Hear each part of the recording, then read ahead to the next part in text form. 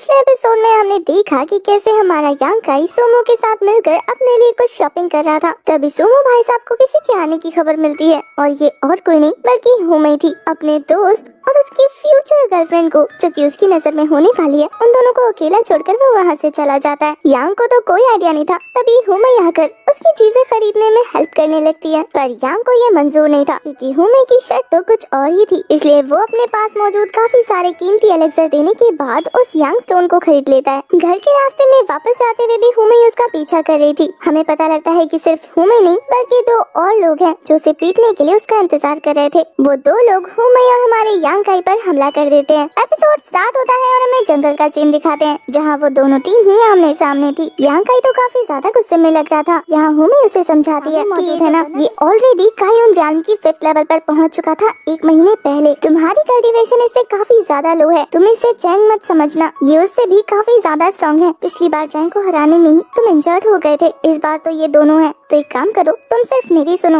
मैं तुम्हें सेफ रखूंगी। यांग तो उससे कॉन्फिडेंटली पूछ रहा था कि क्या तुम इन्हें हरा पाओगी। वो तो कहती है कि नहीं, मैं हरा नहीं पाऊंगी, पर एटलीस्ट तुम फाइट करोगे तो तुम मारे जाओगे, मैं इनसे फाइट करूंगी तो ये तुम्हें सेफ छोड़ देंगे। यांग को ये सुनकर काफी ज्यादा गुस्सा आ जाता है। वो कहता है कि अगर तुम इन्हें हरा नहीं सकती तो फिर मेरे पीछे रहो, मुझे ये बात नहीं सुननी कि मुझे एक लड़की ने बचाया, और वैसे भी मेरे पास पावर है, मैं खुद इन्हें संभाल सकता हूँ। जरा सोचो, अगर तुम इनसे फाइट करने जाओ और हार जाओ फिर ये तुम्हारा क्या हाल करेंगे, इसलिए तुम बस मेरे पीछे रहो, मैं तुम्हें प्रोटेक्ट करूंगा। वैसे हुमई फाइट करने और यांग काई को सेव करने के लिए बहुत ज्यादा सीरियस थी, पर यहाँ चैंग कहता है कि सीनियर है कि आप बिल्कुल पहले जैसा ही बिहेव कर रही हैं। आपने साथ मौजूद आदमी को उकसाना और फाइट के लिए इनकरेज करना, आपने मुझे बिल्कुल निराश नहीं किया। हुमई को ये बात सुन के काफी ज्यादा गुस्सा आ रहा था, लेकिन यांग बिल्कुल रिलैक्स नजर आ रहा था, जैसे कि वो फाइट की स्ट्रेटेजी बना रहा हो। तभी बीच में ये सीनियर बोल पड़ता है कि तुम्हारा नाम यांग काई है ना, पिछली बार तुमने ही मेरे जूनियर ब्रदर की पिटाई लगाई थी, आखिर तुम्हारी हिम्मत कैसे हुई उसे घायल करने की, क्या तुम्हें पता नहीं था कि इसका बदला लिया जा सकता है।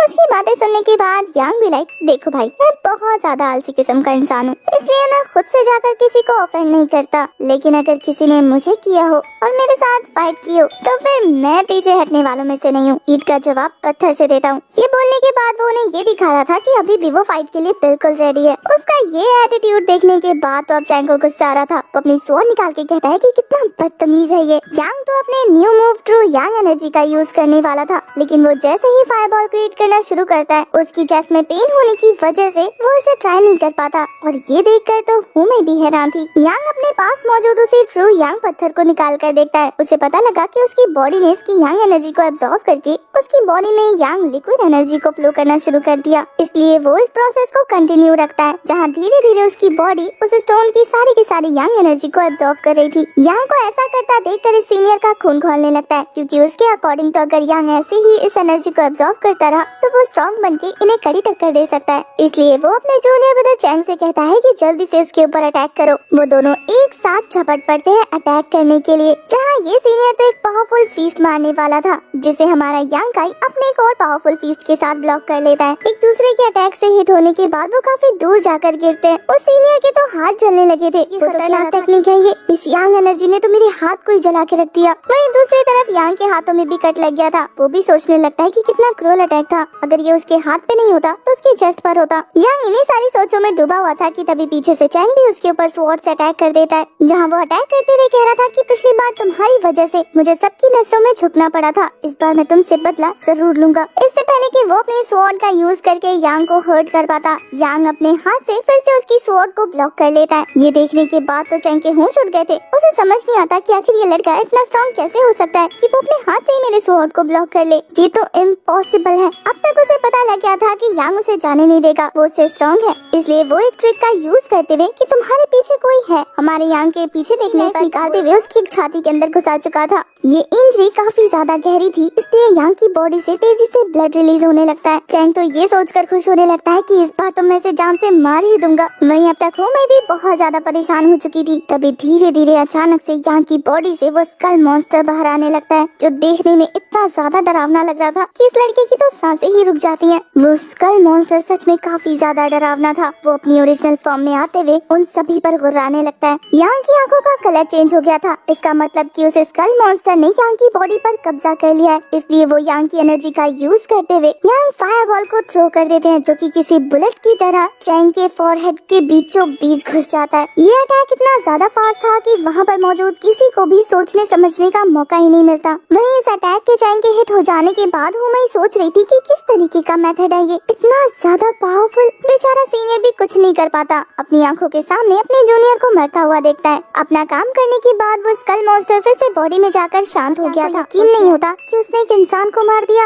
वो तो ये सोच कर ही ट्रॉमेटाइज हो जाता है कि उसके हाथों से एक इंसान का कत्ल हो गया है। वहीं ये सब देखने के बाद तो सीनियर का खून खौल गया था। वो हमारे यांकाई से कहता है कि मैं तुझे मार डालूंगा कमीने, तेरी हिम्मत कैसे हुई मेरे जूनियर ब्रदर को जान से मारने की। वो तो गुस्से में अपनी जबरदस्त एनर्जी रिलीज करते हुए यांकाई के ऊपर अटैक कर देता है। यांकाई ने इंस्टेंटली इस अटैक को ब्लॉक तो कर दिया था, लेकिन उसका प्रेशर इतना ज्यादा था कि वो उसे संभाल नहीं पाता। साथ ही उस स्टोन की यांग एनर्जी को एब्जॉर्ब करने के बाद और चैंग को मारने के बाद तो उसकी बॉडी बहुत ज्यादा कमजोर हो जाती है। वो वहीं पर गिर पड़ता है। ये सीनियर तो यांग की ऐसी हालत देखने के बाद और भी पावरफुल तरीके से अपनी एनर्जी को रिलीज करते हुए एक जबरदस्त चीज तैयार कर चुका था। यांग खुद को अभी तक संभाल नहीं पाता, इसलिए जैसे ही ये अटैक करने के लिए सीनियर आगे बढ़ते हैं, अब यांग को प्रोटेक्ट करने के लिए हुमे को आगे आना पड़ता है, जो एक जबरदस्त किक के साथ सीनियर को शो कर देती है कि उनका मुकाबला अब उससे होगा। वो सीनियर तो सीधा सीधा हुमे को वार्निंग दे रहा था, इस लड़के ने मेरे जूनियर को जान से मारा है, तो मैं इसे जान से मार दूंगा। तुम्हारा इस मैटर से कोई लेना देना नहीं है, इसलिए यहाँ से निकल जाओ, नहीं तो इसके बाद मैं तुम्हारे होने का भी लिहाज नहीं करने नहीं वाली थी। वो तो साफ साफ साबित कर देती है कि चाहे वो हारे या जीते, फाइट तो वो करके रहेगी। सीनियर का गुस्सा तो बढ़ते ही जा रहा था। हुमे देखती है कि यांग अभी भी उसी पोजीशन में बैठा हुआ है। उसे समझ नहीं आता कि आखिर यांग को क्या हुआ है। वो उसे होश में लाने की कोशिश कर रही थी, पर इधर हमें यांग को दिखाते हैं जो काफी ज्यादा सदमे में था, ये सोचकर कि उसके हाथों किसी की जान चली गई। तभी उसे याद आता है कि उसने ये नहीं किया, जब उसकी बॉडी ऐसा कर रही थी उसे तो पता भी नहीं था। तो वो अपने सोल सी में जाकर चेक करता है,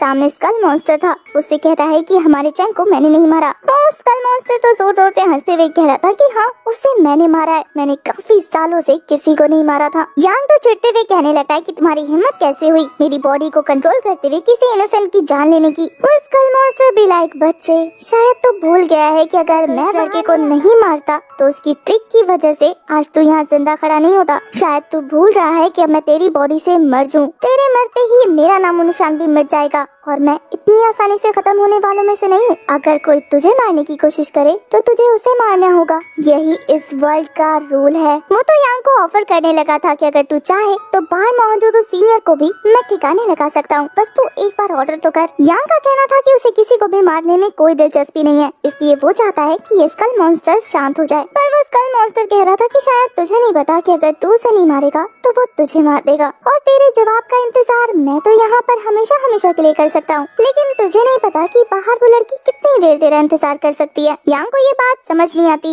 लेकिन हम समझ जाते हैं क्योंकि दिखाते हैं कि हुमे काफी देर से उस सीनियर के साथ फाइट करके उसे रोक रही थी, जहाँ अपनी मार्शल आर्ट का यूज करते हुए वो उसे डिस्ट्रैक्ट रखने की कोशिश कर रही थी। पर इस सीनियर के ज्यादा स्ट्रॉन्ग होने की वजह से वो काफी आसानी से उसे हिट करके दूर कर देता है। हुमे तो यांग से कहती है कि होश में आ जाओ वरना हम दोनों मर जाएंगे। ये सीनियर तो फिर से हुमे को वार्निंग देने लगता है कि सीनियर सिस्टर मरने दे तो मैं आपको जाने दूंगा। पर हुमे को पता था कि ये कितना कमीना है। वो कहता है कि इसे मारने के बाद तुम मुझे भी मार दोगे, पर वो तो काफी बेशर्मी के साथ कह रहा था कि नहीं, वो मैं नहीं हूँ जो आपको मारेगा, वो तो यांग है। देखो ना कितनी अच्छी कहानी बनेगी कि चैंग शाओ अपनी पिछली फाइट का बदला लेने के लिए यांग को मारने आता है, पर यांग के हाथों मारा जाने पर आप उसका बदला लेने की कोशिश करती हैं, पर वो आपको भी मार देता है और फिर मैं मसीहा बनकर सामने आता हूँ और फिर इस दुश्मन को जान से मार देता हूँ। जरा सोचिए, जब ब्लडी बैटल गैंग यानी कि आपके फादर को पता लगेगा कि मैंने आपकी मौत का बदला लिया है, तो फिर वो कितनी खुशी से मुझे गैंग का नया लीडर बना देंगे,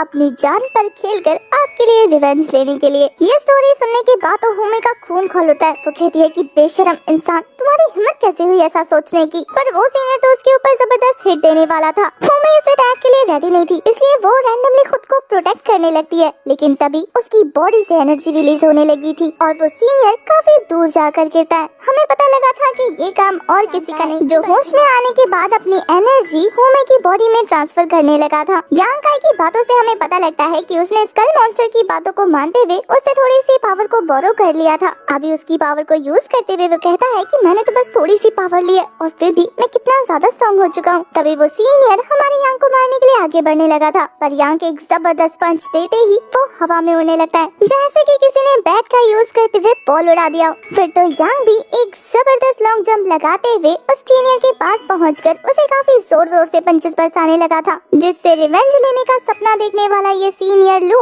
पेड़ से टकराते हुए काफी बुरी तरीके से इंजर्ड हो जाता है। यांग तो उसके सामने मौत बनकर खड़ा था, उसे समझ नहीं आता कि आखिर अचानक से इतना स्ट्रॉन्ग कैसे हो गया। तभी यांग के पीछे उसे वो स्कल मॉन्स्टर नजर आ रहा था, जिसे देखने के बाद तो वो काफी ज्यादा डर जाता है। डर के मारे तो वो उसे यांग ब्रदर बोलते हुए अपनी जान बख्शने को कह रहा था। वो तो वहीं बैठे बैठे कसम खा लेता है कि यांग ब्रदर, मैं कभी तुम्हारी साइड की तरफ आंख उठा के भी नहीं देखूंगा। उसे इतना ज्यादा गिड़गिड़ाता देखकर यांग को उस पर रहम आ जाता है। वो स्कल मॉन्स्टर से कहता है कि अब तुम वापस जा सकते हो, अब सिचुएशन अंडर कंट्रोल है। पर यांग के वापस जाते ही ये शातिर इंसान अपना दिमाग दौड़ाने लगता है। स्वॉर्ड को उठाते हुए यांग पर अटैक करने के लिए दौड़ पड़ा था। यांग, जो कि अब तक हुमे से पूछ रहा था कि क्या तुम ठीक हो, तभी हुमे को चौंकता देखकर उसे पता लगता है कि ये बंदा उस पर अटैक करने के लिए आगे बढ़ रहा है। इससे पहले कि यांग कुछ भी समझ पाता, वो स्वॉर्ड सीधा उसकी छाती के अंदर घुस गई थी। ये सीनियर तो हंसते हुए कह रहा था कि तुझे क्या लगा, इतनी आसानी से तुझे जाने दूंगा, तू मरना डिजर्व करता है। ये बोलने के बाद तो वो स्वॉर्ड को और अंदर तक धंसा चुका था। उस सीनियर लियो की इस हरकत की वजह से वो स्कल मॉन्स्टर काफी ज्यादा नाराज होकर अपनी एनर्जी रिलीज करना शुरू कर देता है। उसकी एनर्जी इतनी ज्यादा जबरदस्त थी कि उससे हुमे भी इफेक्ट होने लगती है। वो दोनों उस प्रेशर को संभाल नहीं पाते और काफी दूर हो जाते हैं। अब तक इस कमीने इंसान ने खुद को बचाने के लिए हुमे को बंदी बना लिया था। वो यांग को धमकाने लगता है कि मैं इसे मार दूंगा,